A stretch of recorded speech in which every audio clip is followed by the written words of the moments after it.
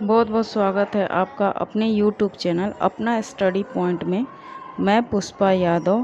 Please आप मेरे channel को लाइक और सब्सक्राइब करें और बेल आइकन को दबाना ना भूलें प्लीज़। रौलट एक्ट के आगे हम पढ़ते हैं असहयोग ही क्यों। देखिए, सबसे पहले मैं बताऊँ असहयोग क्या होता है। जहाँ हम किसी को सहयोग न दें उसको हम बोलते हैं असहयोग। तो महात्मा गांधी ने असहयोग आंदोलन चलाने का विचार किया। ये सबसे पहले पढ़ते हैं कि असहयोग क्यों चलाया गया। अपनी प्रसिद्ध पुस्तक हिंद स्वराज 1909 में हिंद स्वराज 1909 में महात्मा गांधी ने जो लिखी थी हिंद स्वराज, महात्मा गांधी की एक पुस्तक का नाम है जो महात्मा गांधी ने द्वारा लिखा गया था। उसमें महात्मा गांधी ने कहा था कि भारत में ब्रिटिश शासन भारतीयों के सहयोग से ही स्थापित हुआ था। देखिए, उन्होंने ये बोला कि भारत में जो भी ब्रिटिश शासन था ना, क्योंकि भारतीयों ने सहयोग दिया था इसलिए भारत में ब्रिटिश शासन स्थापित हो गया था और यह शासन इसी सहयोग के कारण चल पा रहा है। और भारत के लोग जो हैं ये ब्रिटिश शासन को सहयोग दे रहे हैं, इसीलिए भारत में ब्रिटिश शासन चल भी पा रहा है। अगर भारत के लोग अपना सहयोग वापस ले ले तो साल भर के भीतर ब्रिटिश शासन ढह जाएगा और स्वराज की स्थापना हो जाएगी।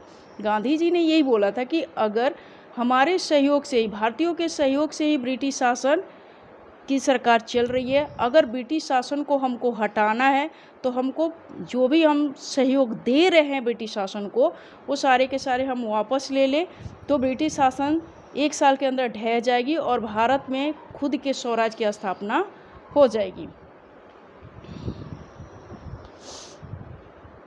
देखिए, असहयोग का विचार आंदोलन कैसे बन सकता है। असहयोग तो आपको पता हो गया कि असहयोग होता क्या है, लेकिन अगर हम असहयोग का विचार ला रहे हैं, अगर हम असहयोग कर रहे हैं, ब्रिटिश सरकार को सहयोग नहीं दे रहे हैं, असहयोग कर रहे हैं, तो ये आंदोलन तो वो होता है ना जिसमें पूरी भारत की जनता एक साथ आ जाती। तो ये आंदोलन कैसे बन सकता है, इसके बारे में गांधी जी ने ये बोला कि गांधी जी का सुझाव था कि आंदोलन चरणबद्ध तरीके से आगे बढ़ाना चाहिए। जो असहयोग आंदोलन है, गांधी जी ने ये बोला कि एक चरणबद्ध तरीके से इसको आगे बढ़ाना चाहिए।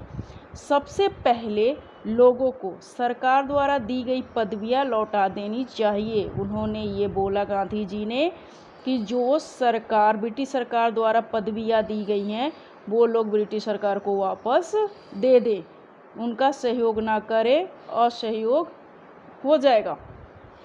सरकारी नौकरियां, सेना, पुलिस, अदालतों, विधायी परिषदों, स्कूलों और विदेशी वस्तुओं का बहिष्कार करना चाहिए। उन्होंने बोला कि ब्रिटिश शासन में जो सरकारी नौकरियां प्राप्त किए हुए भारत के लोग हैं, जो सेना का काम कर रहे हैं, जो पुलिस में हैं, अदालत में हैं, विधायी परिषद में हैं, स्कूल और विदेशी वस्तुओं का उन्होंने बोला कि सीधा आप बहिष्कार करो। बहिष्कार मतलब उनको अपनाने से आप इनकार कर दो। सरकार दमन का रास्ता अपनाती है तो, और अगर आप ये असहयोग कर रहे हो, सब कुछ वापस कर रहे हो, छोड़ रहे हो, तो सरकार जाहिर सी बात है कि दमन का रास्ता अपनाएगी। और सरकार अगर दमन का रास्ता अपनाती है तो सविनय अवज्ञा अभियान शुरू कर दिया जाए।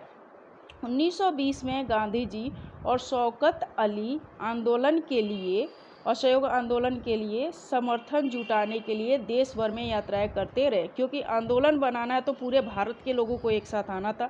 और पूरे भारत के लोगों को एक साथ लाने के लिए गांधी जी और शौकत अली ने पूरे देश में यात्राएं की कि आपको क्या करना है, असहयोग कैसे करना है।